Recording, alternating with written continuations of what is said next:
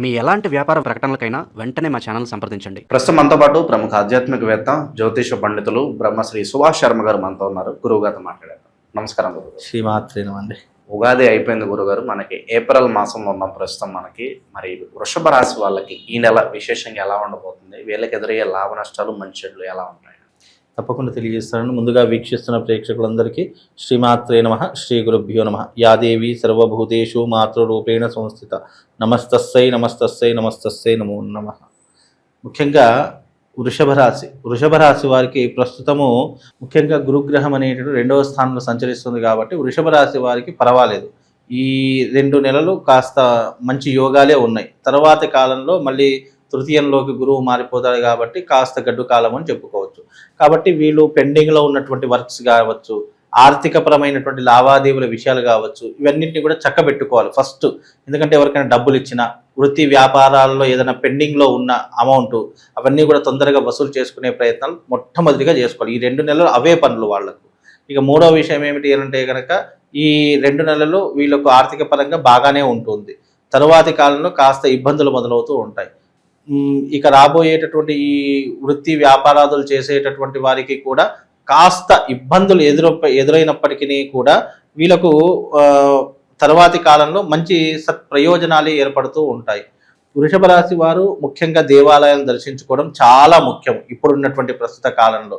ఆ తర్వాత వీళ్ళు ఇంటి యందు శుభకార్యాలు చేయడం కానీ, అకాల భోజనాలు చేయడం కానీ, వృత్తి వ్యాపారాదుల వల్ల విదేశాలకు వెళ్ళడం కానీ, లేదు అంటే వేరే రాష్ట్రాలకు వెళ్ళడం కానీ, ఇలాంటివి ఎక్కువగా చేసేటటువంటి ప్రయత్నాలు వృషభ రాశి వారు చేస్తారు. స్థానచలనం మరి కలిసి వస్తుందంటారు వాళ్ళకి. ఇప్పుడు వీళ్ళకు స్థానచలనం అయితే ఏర్పడేటటువంటి యోగమే ఉంది. అంటే ఒక ఉద్యోగం నుంచి మరో ఉద్యోగానికి మారడం కానీ, లేదా ఒక ఊరు నుంచి ఇంకో ఊరికి వెళ్ళడం, ప్రయాణం చేయడం కానీ, ఇలాంటివి ఎక్కువగా జరిగేటటువంటి అవకాశాలు వృషభ రాశి వారి యొక్క జీవితంలో ఏర్పడుతూ ఉంటాయి.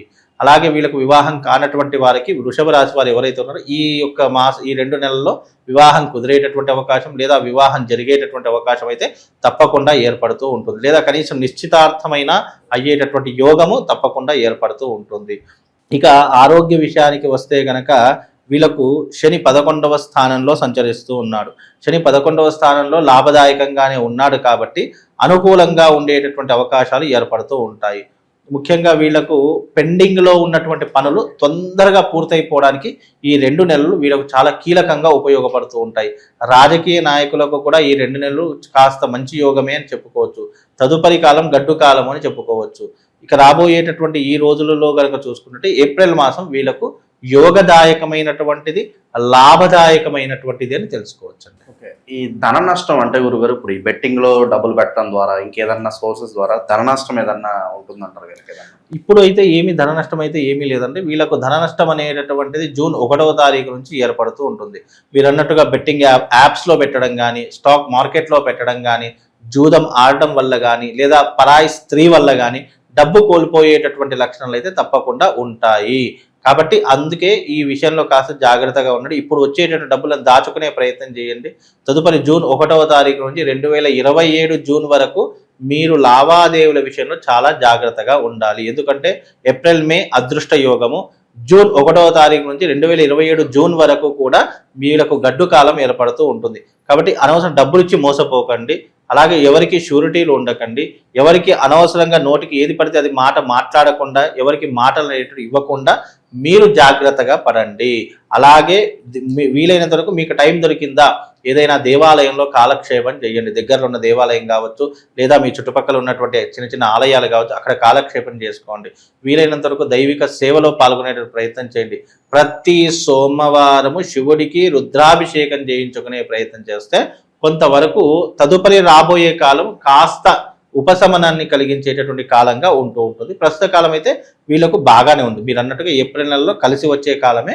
అంత పెద్ద చెప్పుకోదగ్గటువంటి ఇబ్బంది అయితే ఏమీ లేదండి. ఏ వృత్తుల్లో ఉన్న వాళ్ళకి బాగా కలిసి వస్తుంది అంటారు ఈ మాసం? ఈ మాసంలో వృత్తులలో అంటే ఫైనాన్స్ రంగం వాళ్ళకి కలిసి వస్తుంది. హోటల్ బిజినెస్ చేసే అంటే ఫుడ్ బిజినెస్ చేసే వాళ్ళకి కలిసి వస్తూ ఉంటుంది.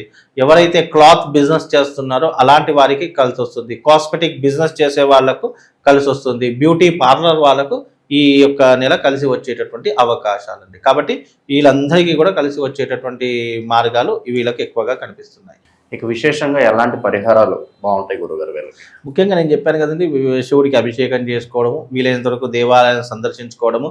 ఇప్పుడు రాబోయేటటువంటిది అక్షయ తృతీయ, అద్భుతమైనటువంటి యోగం. తరువాత వీళ్ళకి జూన్ తర్వాత బాగాలేదు కాబట్టి వృషభ రాశి వారు ఎవరైతే ఉన్నారో తప్పకుండా వాళ్ళు వచ్చి ధనాకర్షణ తంత్రయాగంలో పాల్గొనాలి. ఎందుకంటే తదుపరి కాలం గడ్డు కాలము, ఆర్థిక పరంగా వీళ్ళకు చాలా గడ్డు కాలం కాబట్టి ఆ గడ్డు కాలాన్ని దాటు వెళ్ళడానికి, ఆ గడ్డు కాలాన్ని తట్టుకోవడానికి అక్షయ తృతీయ రోజున జరిగే ధనాకర్షణ తంత్రయాగంలో పాల్గొంటే కొంతవరకు ఉపశమనం కలుగుతుంది. కాబట్టి నేను చేసే ధనాకర్షణ యాగంలో మీ కింద నంబర్ ఉంటుంది కదా, ఆ నంబర్కి కాల్ చేసి రిజిస్ట్రేషన్ చేసుకోండి. ఇది లిమిటెడ్ పీపుల్స్కి మాత్రమే, అందరికీ కాదు. కాబట్టి మీరు ఎవరైతే ఈ యొక్క వృషభ రాశి వారు ఉన్నారో తప్పకుండా వాళ్ళైతే ధనాకర్షణ తంత్రయాగం చేయించుకోవాలి. వచ్చిన వాళ్ళకి ఒక యంత్రం, ధనాకర్షణ యంత్రం ఇస్తాను, అలాగే శివశక్తి స్ఫటికలింగం కూడా ఇస్తాను. ఇది దేనికోసం చేసుకోవాలి అంటే డబ్బు రావడానికి, అలాగే మీకున్నటువంటి అప్పుల బాధలు తీరిపోవడానికి, వృత్తి వ్యాపారాలలో సక్సెస్ సాధించడానికి, డబ్బుని ఎక్కువగా ఆకర్షింపబడడానికి ఈ ధనాకర్షణ యంత్రం మీ జీవితంలో ఉపయోగపడుతుంది. కాబట్టి రాబోయేది గడ్డు కాలం కాబట్టి ఆ గడ్డు కాలాన్ని తట్టుకోవడానికి తప్పకుండా యాగం చేయించుకోండి. గురుగారు, ముఖ్యంగా కుటుంబ పరంగా ఎలాంటి ఇబ్బందులు రాకూడదన్నా, వివాహాలు త్వరగా జరుపుకోవాలన్నా ఎలాంటి ప్రత్యేక పరిహారాలు ఉంటాయి వీటికి? తప్పకుండా వివాహం తొందరగా కావాలి అంటే అమ్మాయిలకైతే పురుష పాశుపత అంటే మన వివాహ పాశుపతం అని చెప్పేసి ఉంటుంది. ఈ మన కన్యా పాశుపతం, వర పాశుపతం అని ఉంటుంది. ఆ అమ్మాయిలైతే వర పాశుపతం చేయించుకోవాలి, అబ్బాయిలైతే కన్యా పాశుపతం చేయించుకోవాలి. అలా చేయించుకోవడం ద్వారా శీఘ్రంగా వివాహాలు జరిగేటటువంటి యోగాలు తప్పకుండా కలుగుతాయండి. ఓవరాల్గా ఈ మాసం ప్రత్యేకంగా ఈ రాశి వాళ్ళందరికీ కూడా ఏ విధంగా ఉంటుంది, ఎటువంటి జాగ్రత్తలు తీసుకోవాలి, మీ మాటల్లో మంచి విశ్లేషణ అందించారు. ధన్యవాదాలు. శుభ